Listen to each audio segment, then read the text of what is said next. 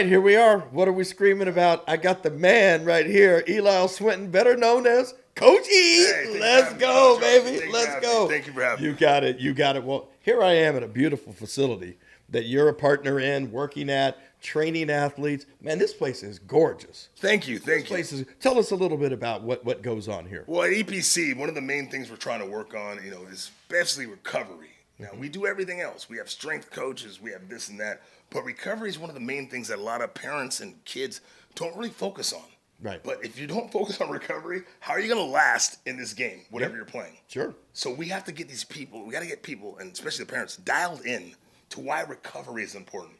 Like myself, I got injured. Yeah. And if I had recovery back then, I probably could have stopped myself from being injured. Yeah. No, this place is just absolutely gorgeous. Thank so, you. If you see people walking around and working out, we're at the spot right here. This Hey, is the EPC, spot. Sherman Oaks. Come check us out. Come check us out. SoCal, Southern California, doesn't get any better than this. Thank you. So tell me, you're a speed coach. Yes, sir. We're examining here on this podcast about youth athletics and where we are in 2025 with youth athletics. What's the youngest that you guys see coming here for performance training? Well, the youngest I train is second grade. Second grade? Yeah. So that's what, like 8 years old? Yeah, there's something about second grade, coach, where a kid and their mindset and how they can pay attention and have self-discipline, it changes in second grade. I don't know what goes on in the school system, but it definitely changes. Wow. Give me a first grader, Wow. doesn't work as well. Wow.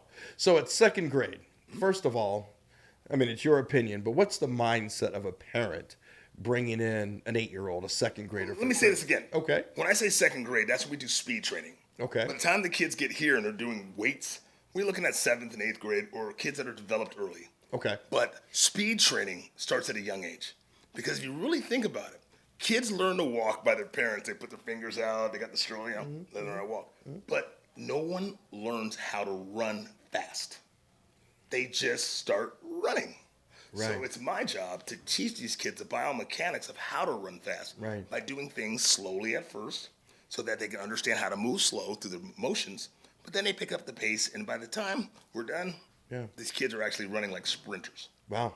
I mean, makes sense, but even at that young of an age, okay? And you're right, we learn to walk, we learn to run on the playground, but what's behind paying for a speed coach at that young of an age? Is it for the sport that they're playing? Is it sport specific at that age? What is it? It's that you see that your child is running differently or they have biomechanical issues. So then you call us. Or you're a parent that's really focused on the game, or your child is really focused and committed to the game where they want to say, Mom, Dad, I want to work on my speed. Wow. A lot of times that happens to my students, because I always tell my students and my parents, don't bring your kid to me unless they want it themselves. Right. Because I don't want to train a kid that doesn't want it. I don't want to train a kid because mom and dad is an overactive parent. I never, most of those guys never played, by the way. I know. Let me do this, let me do that with my kid. It's like, is your kid asking for it? Yeah. And if not, don't bring me your kid that's not asking for it, because now I'm not a coach, I'm a babysitter. Yeah. Right. Well, you and I had talked about this before, but you played obviously college football at Stanford. Okay, go Cardinal, right? Hey, go Card. right. Even though we're struggling. But, did you have a trainer when you were growing up? Because when I was growing up playing, there was no such thing as a personal trainer. We played, 3 sports a year. We weren't really specializing. You were saying earlier that you did have a trainer. I had trainers, and I had great mentors. One of my mentors, Reggie Smith Sr., was my track coach for the West Valley Eagles. Okay. Right? And Coach was always there for me. And my dad, having 2 older brothers, he knew what speed was, and he knew lack of speed. My deficiency was one year, I didn't run for the Eagles. I played for the West Valley, played at West Hills Baseball. And I came back that year, and Justin Giovanatone, if you're listening, he took my job at the Chatsworth Chiefs. Okay. So I lost a step of speed. When I got to Montclair Prep, I wasn't as fast as I used to be. Right. And my dad noticed it. So my dad reached out to a great coach, Coach Dave Buchanan. I call him Yoda. Reached out to him, and Coach Dave worked with me, and the first time I worked with him, he goes, I never forget this, boy, you don't know how to run. And I'm like, what? I'm 10th grade year, all CIF. Right. I'm the man. But I had to learn how to run effectively and efficiently to become the player I became. And I had 4 scholarship offers. I went to a small school called Montclair. I ran a 4.4 at the USC football camp. Okay. Next thing I know, 70 scholarship offers at the end of the day. Speed. Harvard, everybody. Yeah. So I definitely credit to Coach Dave and speed. The thing about speed, it's so great. It doesn't matter what sport you play, basketball, baseball. The fastest guys always get another look, a different look. They do. Even if you're not that good at the sport, they're like, man, that guy has speed. Yeah. So that's what helped me. So I definitely think that speed training at a young age or understanding speed is definitely should be done. It's been done through track throughout the years. You have guys that have run track, for six years old all the way up, and they become faster. Yeah. But when you come faster with efficiency and knowing how to run, it's a whole nother day. Yeah. Well, we talked about parents coming in. You were saying that you want to make sure that the child wants to do it more so than the parent maybe living vicariously through the child. I know your daughter's playing college soccer right now. Yes, sir. Yes, So sir. you being... And thank you for the help, by the way. Thank you for the help. I did train your daughter. All right. Yeah. But by you being a speed trainer, by you being, one of the most elite trainers in Southern California, did you train her? So let's take your trainer hat off and be dad. Were you, come on, we're going in the backyard? Or tell me about your relationship coaching your own daughter with speed training. Now that's always funny, and she knows. I will push, not push. I will ask them, let's go. Let's do this. But if you're going to have any resistance towards me as me being a coach and me being who I am, then I'm not going to say anything. It's like, you have to want it more than me. There's no way that I need to want you to develop and be a better athlete than you should. Right. Luckily, Zoe is one of those people. Yeah. My youngest daughter, Laura, is a little different. I love her with all my heart. We'll just leave it at that. Yeah. She's coming back. She's coming back. We'll leave it at that. But I never push my kids to do anything that they didn't want to do, because then I am that dad. Then I'm that parent.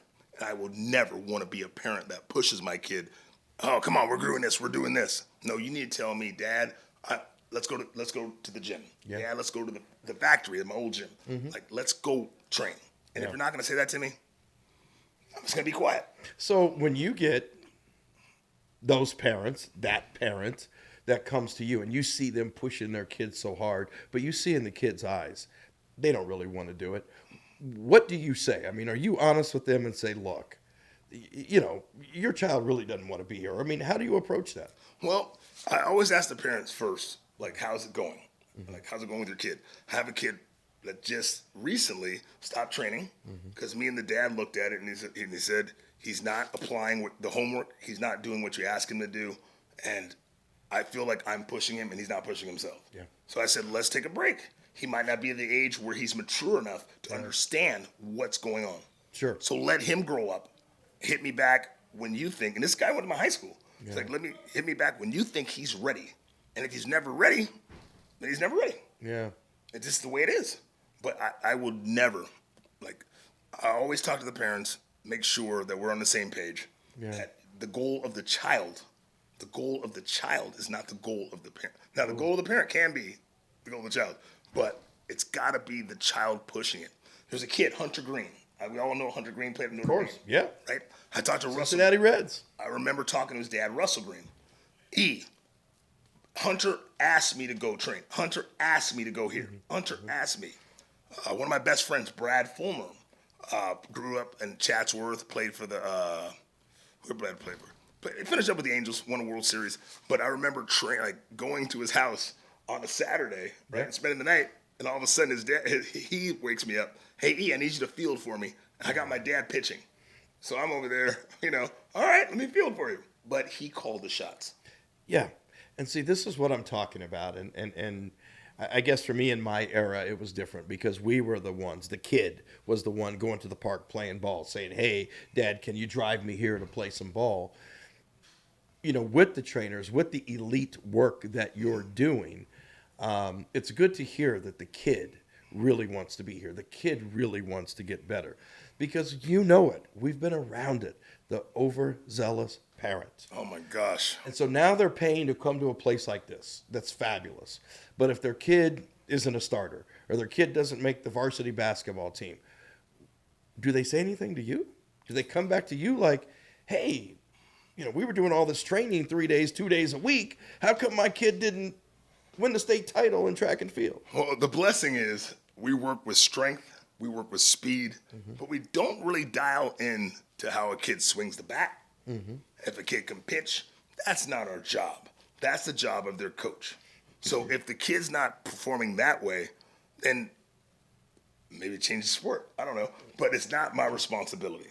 But with quantitative results of when the kids come into the gym or start working with us, and all of a sudden you're seeing quantitative, like the numbers are changing, then I'm doing my job. Yeah. I'm doing my job. If your kid can't play ball, can't play football, that's your job. Right? Yeah. It's not your job to get him on the varsity team to be a starter. It's your job from what you're saying. That's the player position coach or whoever their coach is to make them a better player, period. Like, I remember being at Malibu one time. We didn't have a quarterback. I talked to my dad. He goes, then make one. Coach one. Teach one. So I'm not the teacher coach of a position or a sport. We stay away from that. But everything else, your numbers will change. Yeah. But it's if you're not good at if you can't hit a curveball, then you can't hit a curveball. Right. If you can't shoot, you can't shoot. That's not my responsibility. Yeah. But see, that's a great attitude. I mean, that's a great attitude because you know what you're going into, what your purpose is. Because often I will hear parents say, we go to this trainer and my kid's not getting any better. Or my kid's not the starter on their club soccer team or their club basketball team. And you nailed it. Is that your responsibility as a trainer or is it the responsibility of the coach? Or, like you said, let's just be honest. Let's be real. Maybe the kid just isn't that good. 100%. And I hate to when I used to be that coach, I used to be the coach when the parent goes, "Why is my son ain't playing?" Do you want to come to practice and sit next to me?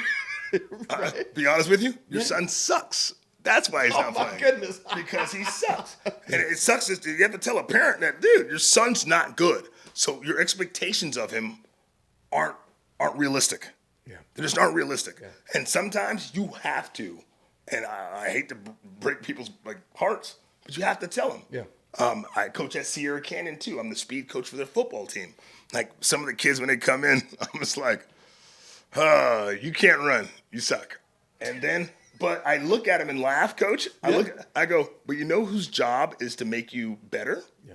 Mine. But I can't make you a better football player. You have to have it in your heart. Yeah. Baseball player, you have to have it in your heart. Yeah. Wow. Well, you just mentioned Sierra Canyon. I mean, you're talking about one of the most elite high school athletic programs in the country. We're doing pretty well. In the country. And so, again, the expectations must be pretty high when you're coaching a kid, just in speed, at a Sierra Canyon. Again, it goes back to what are the expectations of parents who attend a school like that, play in a program like that. Again, you've made it pretty clear it's not necessarily your job, but in essence, it is your job if you're their speed coach, and now they're not catching, 10, 15 touchdowns in a season? I'll say this, Coach Archey. When I meet the kids, every kid I meet, the first thing I say to them is, I'm not your real coach. Your real coach has to win games. Your real coach has to get you into school. Your real coach has to do all these other things. Right. I'm your speed coach. I'm your mentor. I'm the guy you can talk to just off to the side. The expectations of the parents when they come to me, I just tell them, look, I'm the speed coach. Watch me get your kid faster. That's my job. It's the head coach's job, the assistant coach's job to make them better at their sport. Right. So it's kind of not convenient, but for us speed coaches, strength coaches, we have to make sure that they're stronger. Now, the parents can come up to me, oh, this is my expectations. Okay, good. Yeah. Good. That's not my job. My job is to make you faster and stronger, bigger, faster, stronger. Yeah. But not to Oh, why isn't your kid starting? Well, beat the other kid out. At the end of the day, you just have to win the Yeah. job. Sure, sure. Well, let's switch gears for a second Okay. because when you and I were playing, and I'm older than you are, Not that I much. look good, but but back when we were playing NIL deals, college. I mean, kids now in high school are signing NIL deals. Yes, Kids yes. are making money. When a parent, and again, this is your opinion, but when a parent comes to you and they want speed training and they want their kid to be maybe an Olympian or national team player or whatever it may be, do you think that's what's driving more youth players, parents, NIL deals, Division I deals, kids going pro as teenagers? What's your opinion on what's driving some of this? Well, based on what's going on right now, right? You can hold back your kid in 8th grade. Yeah. You can play 2 years of JC and not have it count. So I think a lot of parents now are seeing the dollar signs, to be honest with you. They're seeing that if I hold my kid back, if I do this, if I do that, they have a better opportunity to get an NIL deal, to get more money coming out of high school. And to be honest with you, I'm not mad at them, but it is what they're doing. How can you be mad at a parent for trying to get his kid to have money going into the future after college?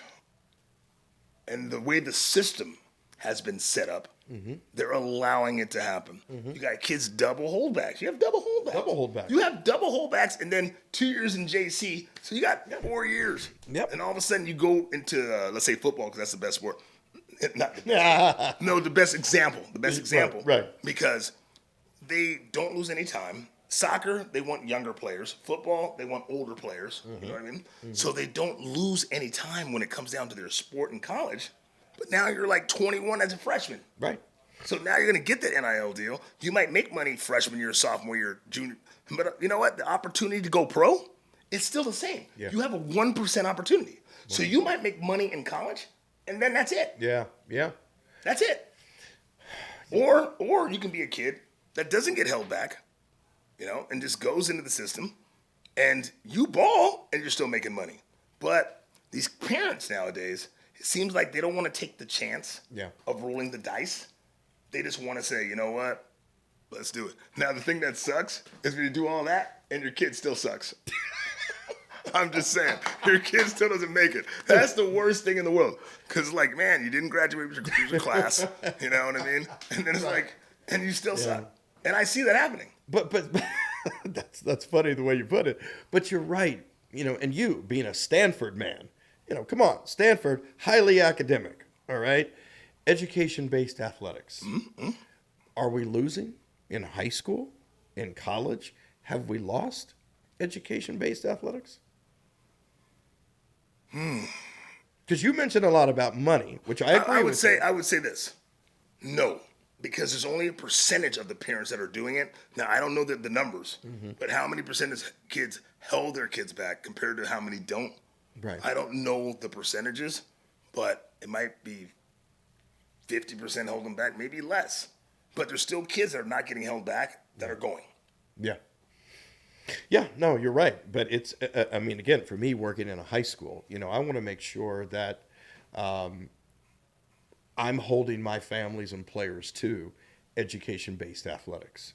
Because you just mentioned the low percentage. Very 1%, very low percentage that are making it to the professional level. And again, you don't have to go and be a doctor or a lawyer or whatever it may be, but have something else to fall back on. I know my parents said that to me my whole life. Have something else to fall back on. Well, think about it. When you're born on this earth, right? You're a student, right? You're here to learn. You're here to learn. All of a sudden, you say, I want to play sports. So now all of a sudden, you have 2 jobs that you decided that you wanted 2 jobs. You can be a student, but once you say a student athlete, student actor, student whatever it is, you decided to have another job. Yeah. So now you have to apply yourself to both of those jobs. Right. Like I always tell people, he said, one kid said, my plan A. I'm like, your plan A better be your student plan. Plan B better be your athletic plan. Watch how you say those things, because you're if you want to be an athlete, if you want to be a pro, and I finished with Kansas City Chiefs, right? Yeah. I played on every team I played on before I went to the Chiefs. I started on my whole life, but when I went to the Chiefs, I got injured. I always had another plan because that's the plan. Right. Plan A is your student plan. If it was the other way, Coach, what comes first, A or S in the alphabet? Athlete, student, or student athlete? But you're right. But this is what I'm getting at, though. Are we changing? Are we changing? Well, look at Stanford. Look at Stanford, right? Look how many kids that we miss out on. Look at our football team right now. Our football team is hurting because we don't have any money to play the players. Yeah. So all of a sudden, you got kids that are getting into Stanford for the first time ever and denying a Stanford scholarship Yeah. because they're going to get paid from Iowa? Yeah. Now, to me, that's silly. I know what a Stanford degree does. I know what a degree at the end of your life does. But if you can start off your life with $1 million, Yeah. well, you know. But that's what we're saying. You're circling. It's Yeah. And you mentioned the gamble, rolling the dice. I mean, do you roll the dice on that, a high school kid with $200,000? Or do you accept that offer to Stanford and get that Stanford degree, which should be plan A or could be plan A? Or what do you do? Because that's where we are right now. I feel like that's what families are facing, especially those families that know that they have a phenom. right. If they know they have a phenom, is that Stanford degree, and love Stanford, Stanford's outstanding, but is that Stanford degree worth that $1 million that they can make at 18? Okay, there's a softball girl. I don't know her name, but she was at Stanford, and she went to Oklahoma. Okay. She got paid $1 million or something like that. So I'm like, you left the Stanford degree, but I'm like, dang, you're starting life off with $1 million. You could probably go back to Stanford and get an education, Yeah. right, with that money, and you can start off your life investing in stuff that it might be easier for you as opposed to going to Stanford. Now, you go to Stanford, you're making $100,000, $200,000 your first year, this and that, right? And you're working your way up. But if you had that money in the beginning, coach, this is the question. This is does it make more sense to take the money and then go back to Stanford? Because you have the money to pay for it. You have the money. So now you still have the education. And you're not in debt. Wow. And you're starting off with what? Stanford education, $100,000 a year. So you pay for $400,000. You still have $6 in the bank. I don't know what the education is. Wow. Right Yeah. now, but Yeah. Wow. something like that. Well, all this physical training that's going on with kids and all the things that are, I've been thinking a lot about, and I'm sure it's out there, but for younger kids, the mental training, the emotional training, because we see it. I'm sure you saw it, with your daughter playing soccer. It gets more and more intense now. Remember that girl from Thousand Oaks, whatever, went to Stanford and she passed away? Yes. Right. Katie, yes. Yes, because of the pressure. Yeah. And wonderful young lady. That was a heartbreaker. That was a heartbreaker. I've met her father before. That's heartbreaking. And again, do we need to put as much emphasis or maybe more on that emotional and mental aspect? Well, we have a mental coach here, Laura Mitchell. Okay. Right? And the mental side is so important, especially when a kid starts to break down. Right. Due to the pressure. Right. Because there are pressure with sports. There are pressure to be the elite, pressure to be number one. And some kids do have mental issues with that because they feel too much pressure and they can't deal with it. So yes, mental coaches for the kids that need it, it's definitely needed because this is high level sports. Yeah. They're talking about their life. And all of a sudden, I told you about this. I told you, and your parents are pushing you all the way from age 3 all the way to 18. And then all of a sudden you don't succeed or you fail. That's a lot of pressure. Yeah. The coach is putting pressure on you. How come you didn't do this? It's a lot of pressure. Yeah. Yes, mental coaching is needed because you can't have kids with these mental issues because they're not going to survive. They're not going to survive. But let's have somebody it's almost like a psychologist. Yeah. They need a psychologist because there's a lot of pressure in sports today. Youth sports. Yes, and especially if you hold your kid back. Oh, I held you back. Why aren't you doing this? Yeah, it's tough. It's tough. Well, with that said, what's your goal and your hope for your young lady who's playing in college right now? What you looking for, E? What you looking for? Graduate college. Okay. Become a leader. Wow. Understand that sports builds character. I'm very proud, and I will show you a video.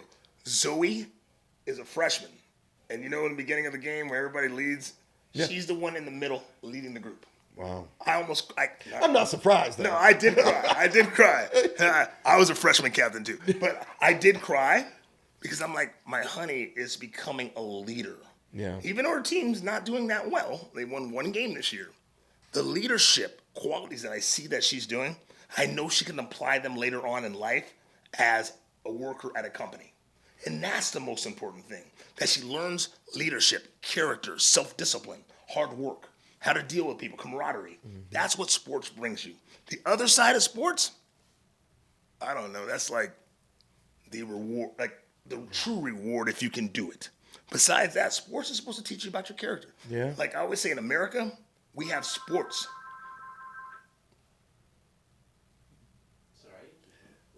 Oh, let's pause. That's all right. We're working in your spot. All right. In the phone. Yeah, we can cut that out. And cut. But there we go. And action. But America in sports, to me, is I always compared it to my Asian brothers in Asia. Mm-hmm. Like they've done martial arts and this and that, and that's how they learn their character. Yeah. Shaolin, this and that, all that stuff. And I'm like, how do we learn our character in America? Well, JFK told us, we learn it through sports. We develop who we are as American through how we play sports and our sports that we have and how we develop our youth through sports. And that's what I want out of my kids. The fact that my younger daughter isn't playing sports right now, I'm like, you're not learning it. You're not learning the main thing. But you'll be teaching it. You'll be teaching it. Man, I have enjoyed this. You have enlightened us a lot on many topics, what I'm trying to get out of this podcast. And you have had some great wisdom, So keep doing what you're doing here. I know you will. Everybody knows who Coach E is. I try. Keep Watch Varsity Blues. Number 33, Wendell Brown. E. My man. I've been blessed. My man. Hey, guys, thanks for tuning in. What are we screaming about? Coach E. Love Coach Archey, man. This is the man. Put it in perspective. We're out.